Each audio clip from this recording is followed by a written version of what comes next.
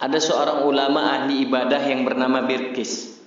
Jadi kalau kita bercerita tentang ahli ibadah, tentu saja ini orang duduknya selalu di atas sajadah. Dan beliau giat dalam melaksanakan ibadah. Seseorang yang giat dalam melaksanakan ibadah, pasti syaitan tidak pernah suka kepadanya. Syaitan, jin, iblis, dan sejenis lainnya tidak akan pernah suka dengan orang ini. Nah, di dalam cerita ini, Bilqis yang ahli ibadah ini, setiap kali dia meminta kepada Allah, langsung Allah berikan. Setiap kali dia berdoa kepada Allah, langsung Allah ijabah doanya. Namun, apa yang terjadi kepada Bilqis? Syaitan, iblis, dan sejenis lainnya pun tidak suka kepadanya. Apa yang mereka lakukan? Maka ketika itu ada seorang raja. Seorang raja memiliki seorang putri. Putri yang begitu cantik, yang masih gadis, belum pernah menikah. Jadi seorang anak raja ini, putri raja ini bermain di dalam istana. Ketika bermain di dalam istana, dipantau oleh Ifrit. Singkat cerita, dimasuki oleh Ifrit putri raja tersebut sehingga kesurupan, menjerit-jerit. Lalu raja pun kebingungan, apa yang terjadi dengan anak saya? Nah, disinilah Ifrit memulai permainannya. Apa yang dilakukan oleh Ifrit? Ifrit menjelma menjadi manusia. Dia jumpai raja itu, apa yang ia katakan, wahai raja, kau tidak usah panik. Kau jangan khawatir, engkau jangan takut wahai raja. Karena di kampung kita ini ada Bilqis. Bilqis ini ahli ibadah raja. Bilqis ini raja, apa yang dia pinta langsung diberi oleh Allah. Apa yang dia doa langsung diijabah oleh Allah. Jadi kau jangan khawatir. Kita bawa aja putrimu ini ke rumah si Bilqis supaya didoakan oleh Bilqis. Mendengar perkataan Ifrit ini, maka setujulah raja. Dibawalah putri raja itu ke rumah si Bilqis. Assalamualaikum Bilqis, kata raja. Waalaikumsalam, ada apa ini raja? Lalu dibilanglah sama raja bahwasannya putrinya ini kesurupan, menjerit-jerit. Dan raja meminta kepada Bilqis, Bilqis, doakan anakku ini Bilqis supaya dia sembuh, jangan lagi kesurupan Bilqis. Kalau dia kayak gini aku khawatir Bilqis. Kau doakan dia Bilqis. Didoakan oleh Bilqis.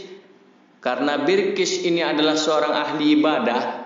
Setiap dia berdoa diijabah oleh Allah. Alhamdulillah sembuhlah putri raja itu ketika didoakan oleh Bilqis.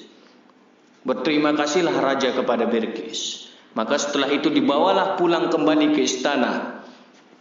Sesampainya di istana, kesurupan lagi anak raja ini, dibuat si Ifrit. Kesurupan lagi. Raja pun heran. Kaget raja. Dibilang Ifrit, gak usah kaget raja, kita bawa lagi ke rumah si Bilqis. Terus dibawa ke rumah si Bilqis, dibawa pulang, kesurupan lagi. Dibawa ke rumah Bilqis, sembuh. Dibawa ke istana, kesurupan lagi. Terakhir Ifrit katakan kepada raja, wahai raja, aku punya solusi. Aku punya solusi untuk menyelesaikan permasalahan ini. Apa kata Ifrit? Raja, kalaulah memang putrimu seperti ini, susah untuk diobati, dia sering kesurupan hanya di istana, dia sembuh ketika di rumah si Bilqis, bagaimana kalau putrimu ini kita rawat inap aja di rumah si Bilqis raja? Kalau dia di rumah si Bilqis raja, dia terus-terusan didoakan oleh si Bilqis. Bilqis itu kan doanya luar biasa raja. Setiap dia berdoa langsung diijabah oleh Allah. Kita bawa aja dia rawat inap di sana raja. Maka setujulah raja ini. Dibawalah putri raja tersebut ke rumah si Bilqis. Lalu raja tersebut katakan kepada Bilqis, "Wahai Bilqis, silahkan kau rawat inap anakku."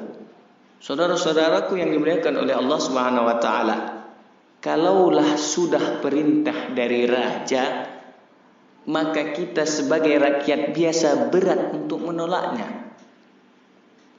Diterimalah oleh si Bilqis. "Okelah wahai raja, aku terima anakmu untuk dirawat inap di rumahku." Singkat cerita, pulanglah raja, pulanglah semuanya, tinggallah Bilqis dan anak raja di dalam rumah tersebut. Saudara-saudaraku kaum muslimin yang dimuliakan oleh Allah Subhanahu wa taala, ketika itu Bilqis sedang makan. Lewatlah anak raja hanya memakai, lewatlah anak raja itu hanya menggunakan anduk. Disinilah Ifrit bermain. Ketika Bilqis sedang makan, lewatlah putri raja yang cantik itu hanya menggunakan anduk. Ketika lewat di hadapan Bilqis, Ifrit bukakan anduk anak raja itu sehingga terlihatlah telanjang dada anak raja tersebut di hadapan Bilqis. Dan ketika itu maka tergodalah Bilqis, jatuh iman Bilqis, dia kerjai anak raja itu. Na'udzubillah summa na'udzubillah. Saudara-saudaraku kaum muslimin yang dimuliakan oleh Allah Subhanahu wa taala, begitulah memang pekerjaan syaitan, begitulah pekerjaan iblis yang sebenarnya. Mereka tidak akan pernah senang melihat kita ketika melakukan kebaikan. Terus mereka goda supaya kita jatuh ke dalam kekafiran, jatuh ke dalam keburukan.